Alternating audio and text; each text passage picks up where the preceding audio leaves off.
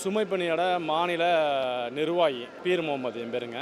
டாஸ்மாக் அரங்கத்தில் நான் பணி செய்கிறோம். டாஸ்மாக் தமிழ்நாடு முழுது இருக்கக்கூடிய டாஸ்மாக் கிடங்களை குறைஞ்சபட்சம் 2500 நபர்கள் பணி செஞ்சுட்ருக்கிறாங்க. சுமை தூக்கக்கூடிய வேலை செஞ்சிட்ருக்கிறாங்க. அவங்களுக்கு இஎஸ்ஐ பிஎஃப்ங்கிறது அரசாங்கமே உங்களுக்கு ஒப்பந்ததாரர் மூலிமா இஎஸ்ஐ பிஎஃப் கட்டாயமாக பிடித்தம் பண்ண சொல்லி அது நடைமுறையில் இருக்குது. ஆனால் இந்த ஒப்பந்ததாரர் என்னன்னு கேட்டானாக்கா, அடிப்படை வாங்கக்கூடிய சம்பளத்துக்கு இஎஸ்ஐ பிஎஃப் கட்டுறதில்லை.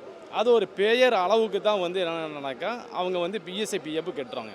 இது நம்ம பல முறை அரசாங்கத்திட்டையும் டாஸ்மாக் சம்மந்தப்பட்ட மேலாளர்கிட்டையும் நம்ம பல முறை நம்ம கடிதம் கொடுத்துட்டோம். அது மேல் இருக்கக்கூடிய நடவடிக்கைங்கிறது ஒரு மந்தமான சூழ்நிலையில் தான் இருக்குதுங்க. இரண்டாவது என்னன்னாக்கா, ஒரு டாஸ்மாக் நிறுவனங்கிறது ஒரு அரசுக்கு கீழே இயங்கக்கூடிய ஒரு நிறுவனம். ஒப்பந்ததாரர் ஆண்டுக்கு ஒரு ஒப்பந்ததாரர் வர்றாங்க, போயிடுறாங்க. ஆனால் இந்த சுமைப்பணி தொழிலாளி ஒரு 20 வருஷமாக 25 வருஷம் 40 வருஷ காலகட்டத்தில் வேலை செய்யக்கூடிய சுமைப்பணி தொழிலாளியும் கூட இருக்கிறாங்க.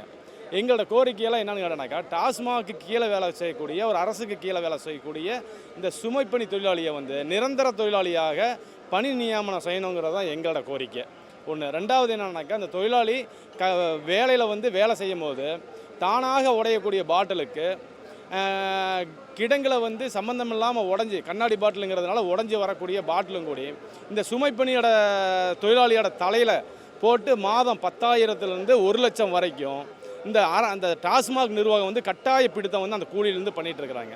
அது எங்களுக்கு நிறுத்தணுங்கிறது எங்களோட கோரிக்கையை நாங்கள் பண்ணிகிட்ருக்குறோம். கடந்த முறை கூலி உயர்வு சம்பந்தமாக 3 நாள் நாங்கள் வேலை நிறுத்தம் செஞ்சு ஒரு கூலி உயர்வு நாங்கள் பெற்றுட்ருக்குறோம். அது முறையான கூலி உயர்வோ உற்பத்தியாளர்கிட்டருந்து எங்களுக்கு ஒப்பந்தத்தின் அடிப்படையில் கையெழுத்து மூலிமா இந்த முறை தான் ஒரு 20-25 வருஷத்துக்கு அப்புறம் சிஐடி தலையிட்டது காரணத்தினால தான் எங்களுக்கு அந்த ஒப்பந்தமே எங்களுக்கு சிறப்பான முறையில் முடிஞ்சிருக்குது.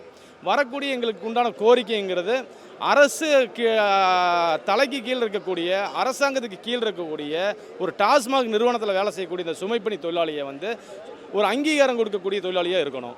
இஎஸ்ஐபிஎஃப்ங்கிறத ஒரு சட்ட ரீதியான இஎஸ்ஐபியை அமுல்படுத்தணுங்கிறது இந்த சுமைப்பணி சார்பாக நான் கேட்டு சொல்கிறேன்.